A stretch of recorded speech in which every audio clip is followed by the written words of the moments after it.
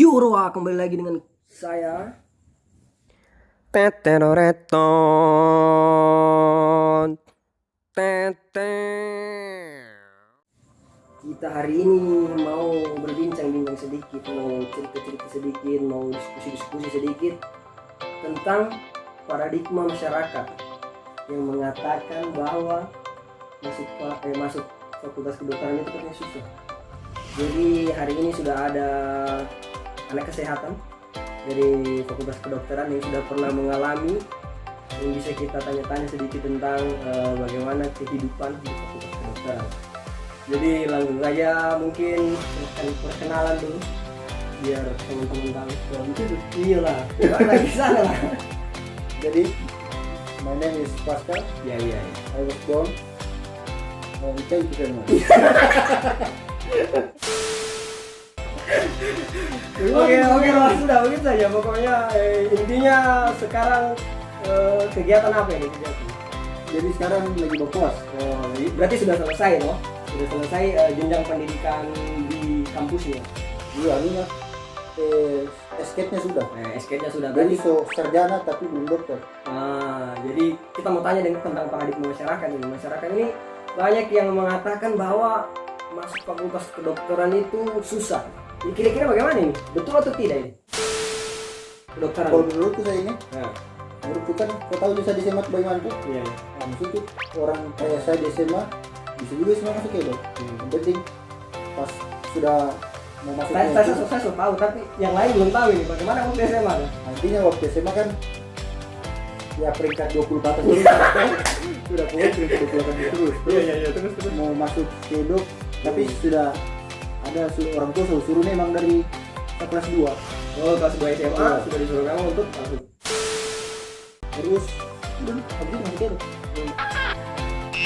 Bagaimana? Orang bilang itu katanya masuk kedok itu susah. Tesnya kah, apanya sampai. Jadi kalau tesnya sama kayak yang lain, tes kan dia negeri jadi kita ikut SBMPTN. Jadi tes pertama itu kan tes masuk perguruan tinggi negeri itu ada SNPTN, SBMPTN, baru SNM. Berarti SNPTN ini jalur undangan, Undangan, SBM jalur tes, S SNM jalur mandiri. jalur mandiri. Oh, berarti ada 3. Nah, Dan kalau fakultas kedokteran ada 3 juga. Kalau kedokteran ada 3 juga untuk di Unpad. Unpad. Tapi waktu zamanku lalu tidak ada namanya SNM, dia langsung istilahnya jalur gas ya. Atau Jalur gada itu apa ini? langsung masuk saja. Ya, intinya begitulah. Oh iya, siap. Iya. Langsung masuk saja. Jadi SNPTN itu Ada yang lulus SNPTN. nah, jalur undangan. Ada. Ada seniornya kita dan Malto Mentara. Oh iya, Itu siap. jalur undangan. Terus SBMPTN, contohnya senior kita itu Arka Sari, saya juga satu. Oh, itu SNPTN ya? SNPTN. Oke. SB. SBNPTN. Berarti jalur tulis. Nah, apakah kualitas soalnya itu lebih susah fakultas kedokteran kah sampai orang pemikirannya orang itu, masuk kedokteran ini kayak susah sekali. Oh sebenarnya tidak. Jadi prinsip semua tes SBMPTN itu untuk semua fakultas dia cuma terbagi 2. Ada IPA, IPS. Terus kalau dia pilihannya itu akan ada 3. Kalau dia ada pilihan IPA, IPS berarti dia nanti namanya IPC, ilmu pengetahuan campuran. Nah, Nah semua jenis soalnya sama. Cuman biasanya passing grade ada namanya passing grade. Jadi nilai minimal untuk tembus ke sana. oh standarnya. Sebenarnya passing grade itu cuma dibentuk oleh lembaga kursus, bukan ada standar dasar memang. Jadi dorong buat begitu, umpamanya Kedok UI lalu waktu zamanku itu 59%. Jadi passing grade 59% baru bisa kemungkinan Dari kalau soal itu, dari soal itu baru tembus ke sana. Paling tinggi setahu kalau itu STTE apa tambang ITB paling tinggi di Indonesia. Passing grade-nya. Passing grade-nya 60, 64, 65. Pokoknya itu paling susah ditembus. Baru kedua itu Kedok UI 59. Kedok UI emang di 58, 5 berapa lah. Kalau Saya pilih Kedok Unpad karena kemarin itu cuma 43, 44 tuh gitu. Pokoknya dia main 40-an saja. jadi kalau Jadi saya karena melihat kita orang biasa-biasa saja. Jadi pilih yang begitu saja nih. yang bisa jadi bagaimana? Yang passing grade-nya Rendah. ya, dibandingkan yang lain dibandingkan yang lain. Nah, jadi kalau menurut Ruaku ini bagaimana? Intinya itu mudah atau susah sebenarnya? Kalau saya bilang sebenarnya tergantung bukan tergantung fakultasnya tapi tergantung passing grade-nya di universitas itu. Jadi kalau dia masuk kedok gampang susah. Lebih susah masuk tambang UI dibanding kedok Unpad. Oh, karena passing grade-nya itu. Passing grade. Oh, iya. Mana susah? Akuntansi UGM atau kedok Unpad? Susah akuntansi UGM. Oh, jadi tidak semua fakultas kedokteran di universitas itu sulit untuk dimasuki. Tergantung masing-masing. Kami kan seleksi nasional tuh, jadi semua kena. Oh, iya. Jadi paradigma itu tidak sepenuhnya benar. Iya, jadi tapi kalau kita mau masuk yang di terutama PTN, kalau kayak di UI, di UGM, pasti memang bersekolah. Oh iya. Jadi kalau yang di kota sini, yang di Unpad lumayan lah untuk passing grade-nya. Tapi kalau dibandingkan passing grade-nya fakultas kedokteran Unpad dengan fakultas yang lain di Unpad. Oh, kalau kemarin yang setahuku itu paling tinggi passing grade-nya kedok Unpad memang. Oh, berarti karena buktinya saja memang dia kan di mana-mana orang kalau dia mau masuk kedok, dia cari dimanapun yang bisa, terserah mau di seluruh Indonesia. Dia lihat kan Unpad rendah, jadi dia merasa memiliki peluang, jadi dia daftar ke sana. Jadi itu yang membuat passing grade Sanjo semakin tinggi karena banyak orang-orang luar daftar ke situ. Kalau kayak akuntansi kan banyak di tempat lain, itu atau teknik, jadi orang daftar ke sana saja. Saya tahu paling tinggi kemarin itu kedok Unpad, baru teknik Unpad, baru akuntansi. Oh iya. Dari ingat saya itu. Berarti kalau di seluruh Indonesia passing grade-nya kedok Unpad yang paling rendah? Oh tidak. Oh tidak juga. Masih ada di bawahnya lagi. Ada lagi di bawahnya. Berarti ya boleh lah untuk fakultas kedokteran Unpad. Tapi kan saraf terlalu masih akreditasi C ini. Jadi boleh lah orang sekitar sini juga mengatakan kalau masuk fakultas kedokteran Unpad itu susah lah. Karena dibandingkan dengan fakultas lain memang dia yang paling tinggi standarnya, ya kan? Paling iya. Iya toh, berarti boleh lah orang tapi untuk disejajarkan dengan kedok lain dia termasuk ke bawah. Menengah ke bawah. Menengah ke bawah. Oh iya, jadi untuk PTN. Kalau PTS kan kita cerita lain lagi. Oh iya, kalau PTS beda lagi. Jadi paradigma itu tergantung dari kitanya lagi berarti ya. Persiapan lah, dari persiapan. Jadi kalau Ruak ini bagaimana persiapannya sebelum masuk? Kalau saya kan lulus lulus UNI itu bulan Mei toh, bulan Mei. Ujian saya bulan Juli. Jadi bulan Mei sampai Mei, Juli kurang lebih 3 bulan. 2 sampai 3 bulan. Saya kursus di Makassar. Bimbel. Namanya Bimbel Gills. Di sana sedikit kelas karantina. Biayanya 18,5 juta diskon. Tapi waktu sebenarnya pendaftarannya 22 juta, tapi saya dapat diskon karena daftar dari bulan Januari saya sudah daftar. Oh iya, daftar duluan jadi dapat potongan. Kalau sekarang kalau saya tidak salah dia 80-an juta sekarang.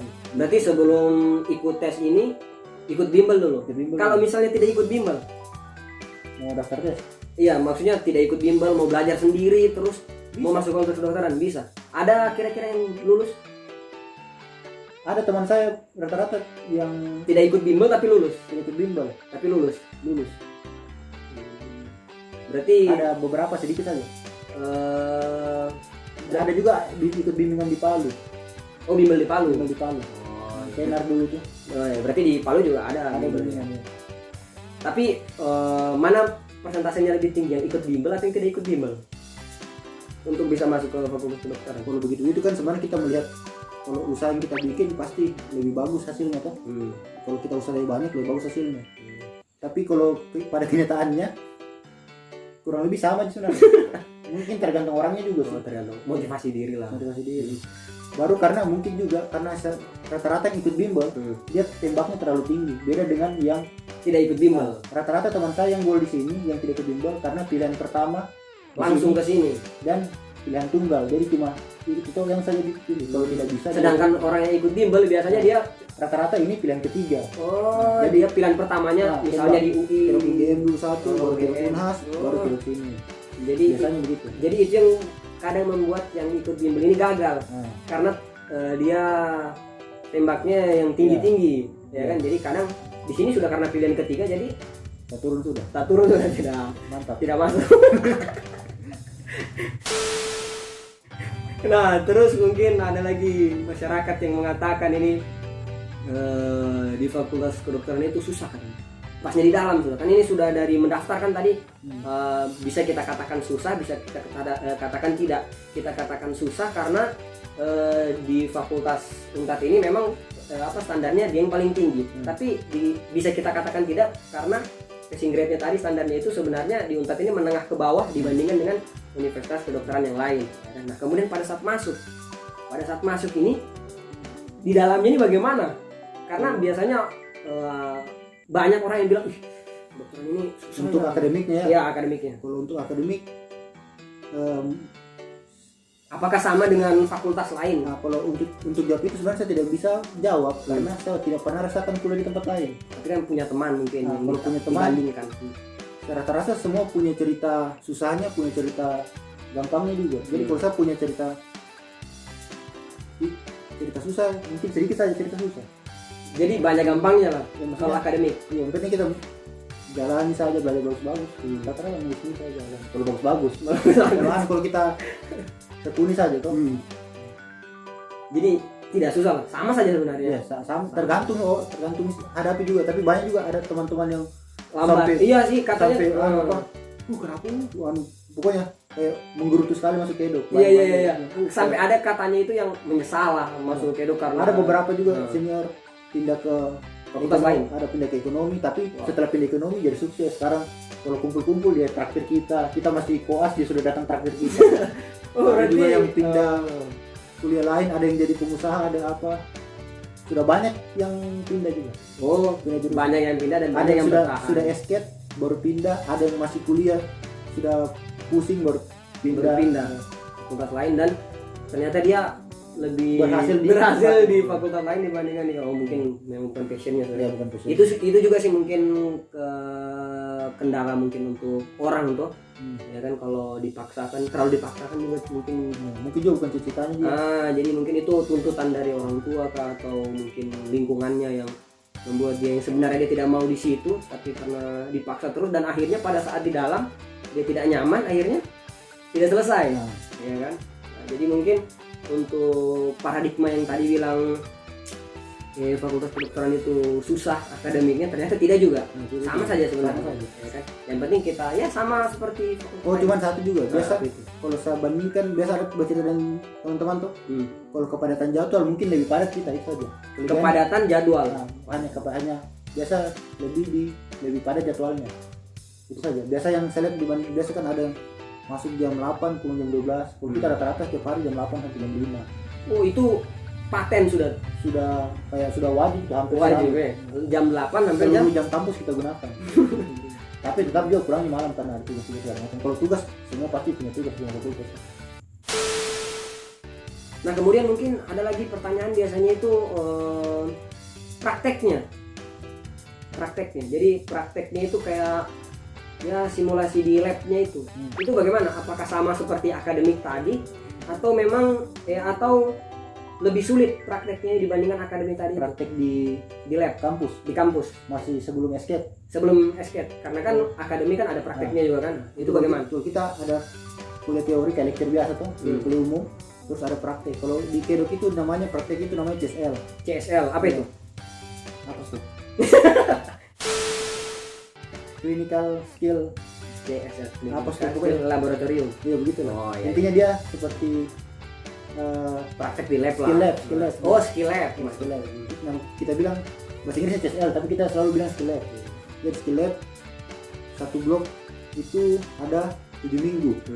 Di situ ada skill lab 2. Waktu pertama masuk kita interpersonal communication, jadi bicara Berkomunikasi. bicara tapi dengan pasien bayaran. Oh, bukan iya. temannya kita, bukan dosennya kita, tapi Oh, langsung. tapi ada orang yang dibayar dari fakultas untuk Oh, bicara. jadi, Terus pakai manekin. Oh. Pakai manekin biasa umpamanya kayak IV line, manekin atau pemasangan IUD atau baby delivery gitu. Pakai manekin. Itu lebih sulit kalau ruang kurasi ini lebih sulit dibandingkan akademik tadi yang katanya yang penting kita ikuti saja, ada tugas kita kumpul. Kalau yang prakteknya bagaimana? Kalau praktik sih sebenarnya Lebih sulit atau lebih mudah lagi? kalau menurut saya sih karena itu pakai manekin ada checklistnya. Jadi runtutan apa yang kita lakukan paling selembar, 2 lembar, atau 3 lembar. Jadi gampang sebenarnya Lebih gampang praktek. lebih gampang praktik dibanding teorinya. Ujiannya sampai kita lulus itu kan akademik atau praktek yang sulit?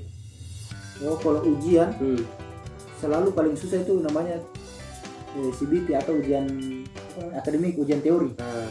Jadi nilai itu Jadi antara teori dengan skill lab SKS-nya berbeda. Oh, Jadi tidak digabung. Jadi SKS akademik beda. SKS akademik itu 6 SKS. Heeh. SKS skill lab itu kalau bukan 1 1,5. Lebih sedikit Jadi praktek itu. Kalau Dan kesulitannya dan mana? itu Sampai rata-rata lulus. sampai lulus. Iya. Mana yang lebih sulit, akademik ini atau praktek? Tergantung orang sih, tapi kalau saya Iya. karena biasa ujian itu sudah sering dipelajari. Jadi menurut saya kalau saya lebih gampang di Teori dibandingkan praktek. teori lebih praktek. Belajar lebih mudah praktek dibandingkan akademik. Tapi kalau ujiannya lebih susah praktek. lebih susah praktek dibandingkan akademik. Nah, jadi mungkin itu saja dulu. Jadi sampai sini saya dulu Roy. Nanti kalau ada pertanyaan lagi kita akan ketemu lagi. Kalau memang Roro mau kita berdiskusi lagi, kita akan berdiskusi lagi. Sampai berjumpa lagi di pertemuan selanjutnya. Assalamualaikum warahmatullahi wabarakatuh.